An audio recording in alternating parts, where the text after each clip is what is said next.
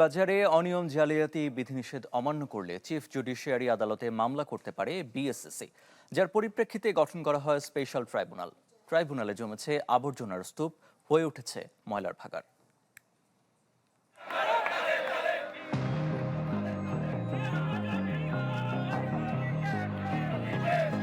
1996 ও 2010 সালে দেশের পুঁজিবাজারে ঘটে বড় ধরনের কেলেঙ্কারি, যাতে সব হারিয়ে নিঃস্ব হয়ে পড়েন কয়েক লাখ ক্ষুদ্র বিনিয়োগকারী। এরপর থেকে অনিয়ম দুর্নীতি যেন নিত্যদিনের ঘটনা হয়ে দাঁড়ায় পুঁজিবাজারে, যার দ্রুত বিচারের জন্য 2015 সালে গঠন করা হয় special tribunal. Design, elegance, beauty, সেরা পণ্য সবার জন্য। জেভিকো।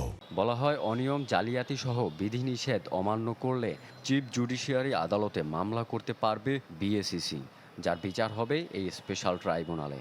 অপরাধ প্রমাণিত হলে কারাদণ্ড, জরিমানা ও লাইসেন্স বাতিল করতে পারবে ট্রাইব্যুনাল।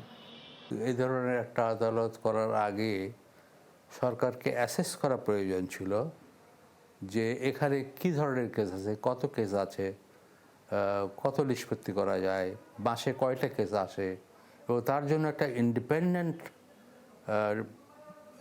আদালত প্রয়োজন আছে কিনা। কারণ আমরা অনেক তো হাইকোর্ট, সুপ্রিম কোর্টে তো লক্ষ লক্ষ কেস জমে আছে। ঘটা করে ট্রাইব্যুনাল গঠন করলেও তাতে বিচার হয়নি খুব একটা। ব্যবহার না হওয়ায় তা যেন রূপ নিয়েছে ভাগাড়ে, কয়েদি রাখার জায়গায় টায়ার, ময়লা আবর্জনার স্তূপ। 10 বছর আগে চিফ জুডিশিয়ারিতে মামলা করা হয় সুরত ইন্ডাস্ট্রি, তামহা সিকিউরিটিস, নুরানি ডাইন, ইউনিভার্সাল লিমিটেডের বিরুদ্ধে, যা স্পেশাল ট্রাইব্যুনালে আনতে পারেনি বিএসসিসি। আবার জরিমানার অর্থ আদায়ে নেই সাফল্যের নজিরও।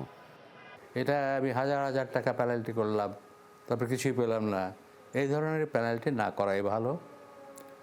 খুব ভালো হবে যে আসলে প্রকৃতভাবে ম্যানিপুলেশন কে করছে সেই ব্যক্তিকে ধরে নিয়ে এসে তাকে যদি আপনি পেনাল্টি করতে পারেন, তার হয়তো অ্যাসেট আছে, তাকে আপনি ধরতে পারবেন। শুধু পুঁজিবাজার কেন্দ্রিক ট্রাইব্যুনাল গঠনের যৌক্তিকতা নিয়েও তোলা হয় প্রশ্ন। সে ধরনের আদালত আমার মনে হয় এখন নিষ্ক্রিয় করে দেওয়া উচিত। রনক মাহমুদ সৌরভ, চ্যানেল 24, ঢাকা।